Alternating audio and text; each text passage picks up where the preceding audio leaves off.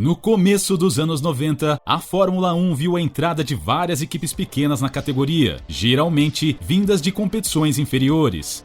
Uma delas foi a Jordan. A equipe comandada pelo irlandês Ed Jordan viu um começo relativamente difícil, mas de sucesso na competição. Conseguindo se manter financeiramente, o time seguiu firme no grid e chegou inclusive a vencer corridas, mas nos anos 2000 o declínio veio e a equipe acabou vendida. Mesmo assim, os carros amarelos conquistaram uma legião de fãs e são lembrados até hoje pelo seu desempenho e, é claro, pelo carisma de Ed. Ed Jordan era o dono de uma equipe pequena na Fórmula 3 britânica no início dos anos 80. Após tentar correr como piloto, o irlandês fundou o time e rapidamente ganhou os holofotes. Pilotando um Jordan Route, Martin Brundle duelou com Ayrton Senna pelo título de 1983, com vitória do brasileiro. Mesmo com a derrota, o time permaneceu evoluindo e em 87 disputou o título com Johnny Herbert. No ano seguinte, 1988, a equipe subiu um degrau e passou a correr na F3000 Internacional. Ainda com Herbert no volante, o time venceu logo na primeira corrida e em 89 foi campeão por pilotos com Jean Alesi. Naquela altura, Jordan já almejava correr na Fórmula 1, mas faltava um grande patrocínio para sustentar a aventura.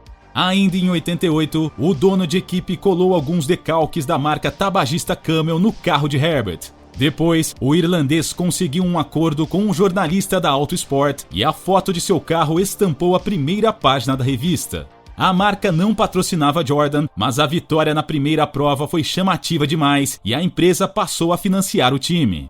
A relação entre a marca e Jordan se estreitou ainda mais com o emprego de Martin Donnelly, piloto protegido da Camel.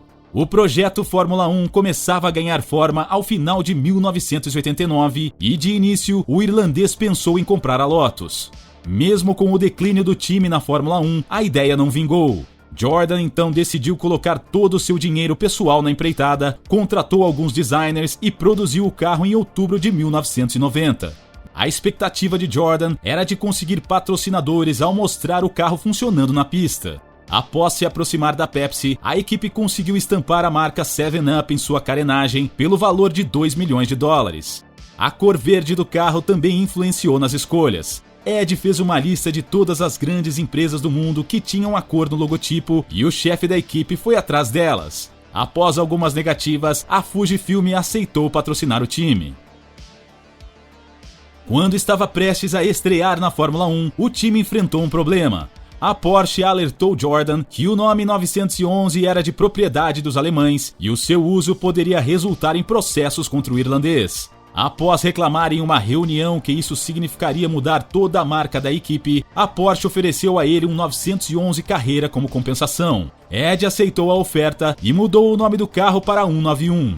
No fim, a mudança teve nenhum impacto nas contas e o irlandês saiu da disputa com um Porsche novo. Para sua primeira temporada na Fórmula 1, a Jordan contratou a dupla Bertrand Gachot e Andrea De Cesaris, além dos motores Ford HBA4. Surpreendentemente, a equipe conseguiu pontuar em 5 das primeiras 10 etapas do calendário. No meio da temporada, Gachot foi preso após uma briga de trânsito na Inglaterra e, em seu lugar, estreou um jovem chamado Michael Schumacher. Em sua primeira corrida, o alemão largou em 7º, mas precisou abandonar devido a uma quebra. Mesmo com um acordo acertado com a Mercedes, o alemão acabou se transferindo para Benetton e Jordan estava novamente atrás de um piloto. Sem um nome fixo, a vaga foi preenchida durante o ano por Roberto Pupo Moreno e Alessandro Zanardi. Mesmo com as mudanças, o time terminou o ano em 5º com 13 pontos. O sucesso em seu ano de estreia custou caro para Ed. O projeto Fórmula 1 custou alguns milhões de dólares a mais do que era esperado e para 92 a equipe precisou trocar os motores Ford pelos Yamaha. A dupla de pilotos também foi mudada e para aquele ano o time contou com Stefano Modena e Maurício Gugelmin. A presença do brasileiro foi essencial para Jordan. No Natal de 1991, Ayrton Senna ligou para o irlandês, disposto a ajudar em um acordo com a Sasol, empresa petrolífera sul-africana. A intermediação deu resultado e a equipe recebeu o patrocínio e cores da empresa para 92. Mesmo com bom financiamento, o motor Yamaha era fraco e dificultou bastante a vida dos pilotos, que conseguiram apenas um ponto na última corrida do ano na Austrália. Para 93, os motores foram novamente trocados, desta vez para os Hart. Gugelmin e Modena saíram do time e deram lugar a Ivan Capelli e ao novato Rubens Barrichello. Capelli ficou na equipe por apenas 2 provas e durante o ano 5 pilotos ocuparam o lugar. Nas últimas corridas do calendário, a equipe melhorou o desempenho, especialmente após a chegada de Ed Irvine da F3000. No GP do Japão, Senna brigou com Irvine após a prova devido ao seu estilo de pilotagem. Ao fim do ano, a Jordan ocupou apenas o 11º lugar com apenas 3 pontos. Em 1994, o time estava mais estruturado, mas o começo foi ruim. Irvine recebeu uma punição de 3 corridas devido ao acidente no Brasil e, embora conseguisse um pódio em Aida, Barrichello se acidentou gravemente em San Marino. Aguri Suzuki e Andrea De Cesaris substituíram Irvine quando necessário e com o passar do tempo a equipe se recuperou. Na Bélgica, a primeira glória. Devido ao timing, Barrichello conseguiu ir à pista para fazer a sua volta rápida com asfalto seco enquanto os adversários pegavam chuva. Dessa forma, o time conseguiu a sua primeira pole position de sua história na categoria. O bom desempenho se traduziu em resultados durante a temporada, permitindo a Jordan ocupar novamente a 5ª colocação no campeonato de equipes com 28 pontos. Com cada vez mais apoio e experiência, a equipe trocou os motores Hart pelos Peugeot em 95. Ao contrário do ano anterior, a Jordan viu seus pilotos pontuando em menos corridas, mas no Canadá, a dupla preencheu o pódio com 2º e 3º lugares. No fim, a equipe se segurou na 6ª posição com 21 pontos. Com a saída de Irvine para a Ferrari em 96, Ed contratou Brundle, seu antigo piloto da época da Fórmula 3 inglesa. Ainda com Barrichello, a equipe pintou os carros de amarelo e estampou em sua carenagem a marca tabagista Benson & Hedges. A Jordan conseguiu pontuar com bastante regularidade durante o ano, mas dessa vez o pódio não veio. Tal como 95, o time terminou o ano novamente em 5º com 22 pontos, se fixando de vez entre as grandes. Com a saída de Barrichello e Brundle, o time deu lugar a Giancarlo Fisichella e ao irmão de Michael, Ralf Schumacher. A dupla manteve a equipe na 5ª posição, atrás apenas das 4 grandes Williams, Ferrari, Benetton e McLaren. Com 2 pódios de Fisichella e 1 de Ralf, a Jordan terminou o campeonato com 33 pontos. 1998 viu a chegada do maior nome a correr pela equipe até então. O campeão de 1996, Damon Hill, saiu da Arrows para a Jordan, um time pelo qual ele também já havia corrido na época da Fórmula 3000. Os motores Peugeot deram lugar aos Mugen Honda e no começo o carro como um todo não era confiável. Até o GP da Grã-Bretanha, o time não havia pontuado e nesse período o projetista Mike Gascoigne foi contratado. Na segunda metade do ano, o desempenho melhorou consideravelmente e a equipe conseguiu pontuar em praticamente todas as provas. No GP da Bélgica, ambos os pilotos conseguiram se aproveitar do Big One logo na primeira volta e Hill venceu a corrida seguido de Ralf. A conquista ajudou a Jordan a subir um degrau e ao fim do ano, a equipe era a 4ª melhor do campeonato com 34 pontos. Mais tarde foi revelado que Michael comprou o contrato do seu irmão Ralf por 2 milhões de libras. O alemão ficou nervoso ao descobrir que a vitória de Hill no GP belga havia sido determinada por ordens de equipe e no fim, Ed saiu novamente por cima. Em 1991, o irlandês ganhou nenhum valor pela transferência de Schumacher para a Benetton, então os 2 milhões acabaram caindo como uma espécie de compensação tardia. No lugar de Ralf, a equipe contratou Heinz-Harald Frentzen, que competiu seriamente pelo título de pilotos em 99. Com vitórias nos GPs da França e Itália, o piloto enfrentou Irvine e Hakkinen, mas no fim os carros dos rivais fizeram a diferença. Para Hill, a situação era outra. Pontuando uma vez ou outra, o piloto terminou o campeonato apenas em 12º e ao fim do ano se aposentou. Aquele foi o melhor ano da história do time, que agora aparecia como a 3ª força da Fórmula 1, mas o resultado não se repetiu em 2000.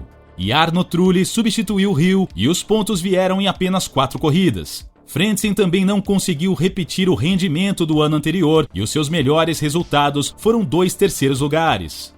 A queda deixou a Jordan na 6ª posição final com apenas 17 pontos. Ao fim do ano, a Mugen deixou a Fórmula 1 e a Honda passou a fornecer diretamente os motores para a equipe. A BAR, que também recebia o equipamento, reclamou da decisão, gerando uma batalha nos bastidores sobre o fornecimento dos Honda.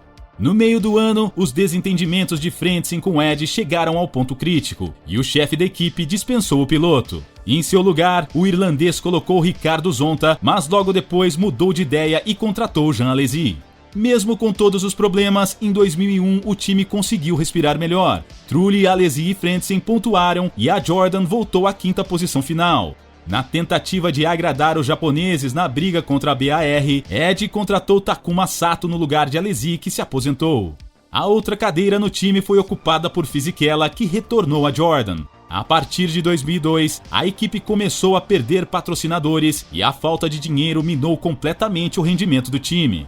Mesmo com menos dinheiro, a Jordan ainda se segurou na sexta posição com 9 pontos, devido principalmente ao rendimento de Fisichella. A contratação de Sato não ajudou a equipe a segurar a Honda, que em 2003 se mudou para a BAR. Sem os japoneses, sobrou a Jordan utilizar os fracos motores Ford RS1 no lugar dos Honda e Ralph Firman no lugar de Sato. Na pista, o rendimento caiu drasticamente e a equipe só pontuou no GP do Brasil, onde Fisichella conseguiu vencer após toda a confusão gerada pela chuva. No fim das contas, aquela foi a última vitória de Ed na Fórmula 1. Em junho, o irlandês processou a empresa de telefonia Vodafone, alegando que ela não havia cumprido com um acordo verbal de patrocínio com sua equipe.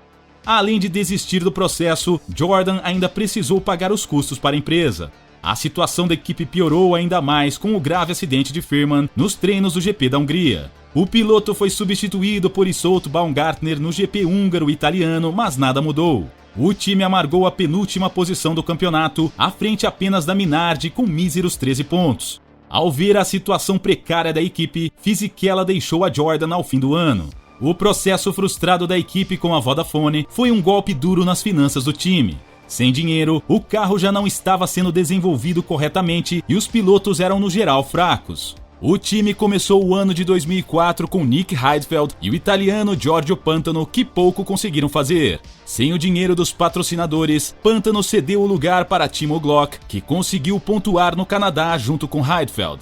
O ano terminou para Jordan novamente na penúltima posição e somente com 5 pontos. O prego no caixão do time foi a venda da Cosworth pela Ford.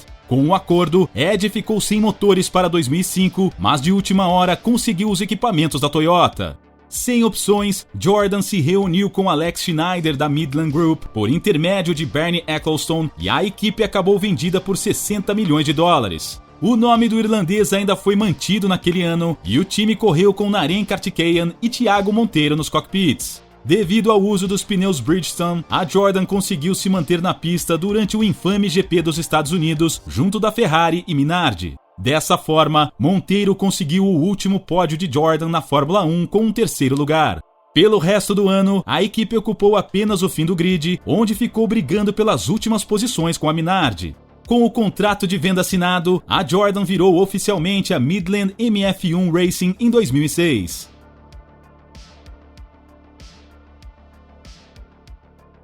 Se você gostou do vídeo e quer mais informações sobre Fórmula 1, Indy, entre outros, inscreva-se no canal. Dúvidas, sugestões ou dicas são sempre bem-vindas, deixe aqui nos comentários. Até a próxima!